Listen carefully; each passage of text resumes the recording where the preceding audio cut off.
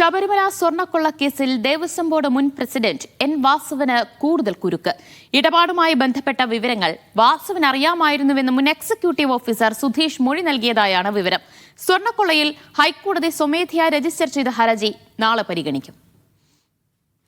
ആദ്യം ദേവസ്വം കമ്മീഷണറും പിന്നീട് Thiruvithamkoor Devaswom board പ്രസിഡന്റുമായിരുന്നു N Vasu. Sabarimala സ്വർണ്ണക്കൊള്ളയിൽ തനിക്ക് പങ്കില്ലെന്നായിരുന്നു വാസുവിന്റെ മൊഴി. എന്നാൽ ഈ വാദത്തെ തള്ളുന്നതാണ് സുധീഷിന്റെ മൊഴി. വാസുവിന് എല്ലാ കാര്യങ്ങളെക്കുറിച്ചും അറിയാമായിരുന്നുവെന്ന് സുധീഷ് മൊഴി നൽകിയതായാണ് വിവരം. ഉണ്ണികൃഷ്ണൻ പോറ്റിയുമായി വാസുവിന് അടുത്ത ബന്ധമുണ്ടെന്ന സംശയവും അന്വേഷണ സംഘത്തിനുണ്ട്. സ്വർണ്ണക്കൊള്ളയിൽ എൻ വാസുവിന്റെ ഇടപെടലിനെക്കുറിച്ച് വിശദമായ പരിശോധന നടത്തുകയാണ്. വാസുവിനെ വൈകാതെ ചോദ്യം ചെയ്യലിനായി വീണ്ടും വിളിച്ചു വരുത്താനും തീരുമാനിച്ചിട്ടുണ്ട്. ഉണ്ണികൃഷ്ണൻ പോറ്റിയെ ചോദ്യം ചെയ്യുന്നതിലൂടെ കട്ടളപ്പാളിയിലെ സ്വർണ്ണക്കവർച്ചയിലും കൂടുതൽ വിവരങ്ങൾ ലഭ്യമാകുമെന്നാണ് അന്വേഷണ സംഘത്തിന്റെ കണക്കുകൂട്ടൽ. ഉന്നതരുടെ ഇടപെടൽ കൂടി വ്യക്തമാക്കുന്ന അന്വേഷണ പുരോഗതി റിപ്പോർട്ടായിരിക്കും SIT നാളെ ഹൈക്കോടതിയിൽ സമർപ്പിക്കുക എന്നാണ് സൂചന. മീഡിയ 1 തിരുവനന്തപുരം.